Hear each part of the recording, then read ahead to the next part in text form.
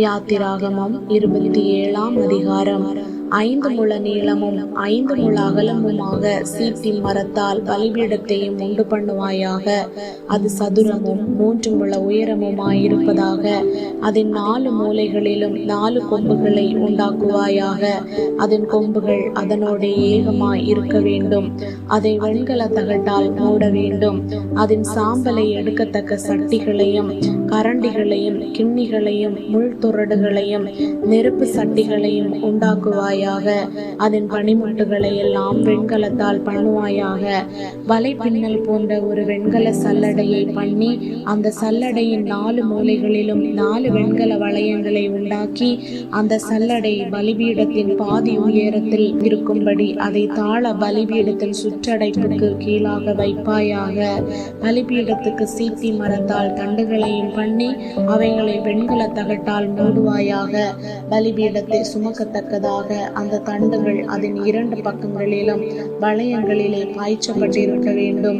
அதை உள்வெளிவிட்டு பலகைகளினாலே பண்ண வேண்டும். மலையில் உனக்கு காண்பிக்கப்பட்டபடியே அதை பண்ண கடவர்கள்.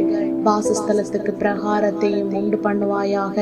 தெற்கே தென் திசைக்கு எதிரான பிரகாரத்துக்கு தெரித்த மெல்லிய பஞ்சு நூலால் செய்யப்பட்ட 100 முழ நீளமான தொங்குதிரைகள் இருக்க வேண்டும்.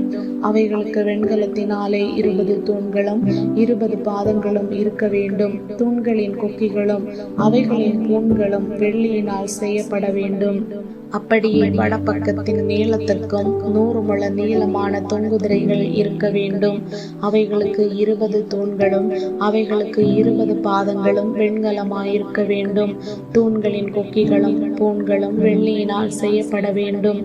பிராகாரத்தின் மேற்பக்கமான அகலத்திற்கு 50 முழ நீளமான தொங்குதிரைகள் இருக்க வேண்டும்.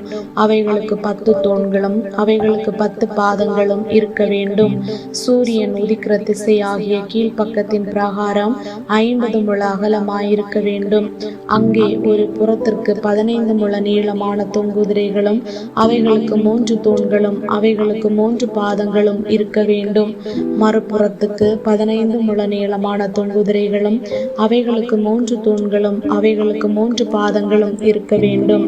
பிரகாரத்தின் வாசலுக்கு இளநீல நூலாலும் இரத்தாம்பர நூலாலும் சிவப்பு நூலாலும் திருத்த மெல்லிய பஞ்சு நூலாலும் சித்திர தையல் வேலையாய் செய்யப்பட்ட 20 முழ நீளமான ஒரு தொங்குதிரையும் அதற்கு 4 தூண்களும் அவைகளுக்கு 4 பாதங்களும் இருக்க வேண்டும். சுற்று பிரகாரத்தின் தூண்கள் எல்லாம் வெள்ளியினால் பூண் கட்டப்பட்டிருக்க வேண்டும். அவைகளின் கொக்கிகள் வெள்ளியினாலும் அவைகளின் பாதங்கள் வெண்கலத்தினாலும் செய்யப்பட்டிருக்க வேண்டும். பிரகாரத்தின் நீளம் 100 முழமும் இருபுறத்து அகலம் 50 முழமும் உயரம் 5 முழமுமாயிருப்பதாக. அதன் தொங்கல்கள் திரித்த மெல்லிய பஞ்சு நூலினால் செய்யப்பட்டு அதன் தூண்களின் பாதங்கள் வெண்கலமாயிருக்க வேண்டும். வாசஸ்தலத்துக்கு அடுத்த சகல பணிவிடைக்கு தேவையான எல்லா பணிமுட்டுகளும் அதன் எல்லா முளைகளும் பிரகாரத்தின் எல்லா முளைகளும் வெண்கலமாயிருக்க வேண்டும்.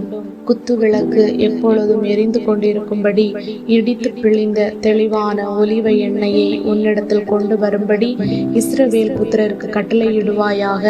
ஆசரிப்பு கூடாரத்தில் சாட்சி சந்நிதிக்கு முன்னிருக்கும் திரைச்சீலைக்கு வெளிப்புறமாக ஆரோனும் அவன் குமாரரும் சாயங்காலம் தொடங்கி விடியற்காலம் மட்டும் கர்த்தருடைய சன்னிதானத்தில் அந்த விளக்கை எரிய வைக்க கடவர்கள். இது இஸ்ரவேல் புத்திரருக்கு தலைமுறை தலைமுறையாக நித்திய கட்டளையாயிருக்க கடவது.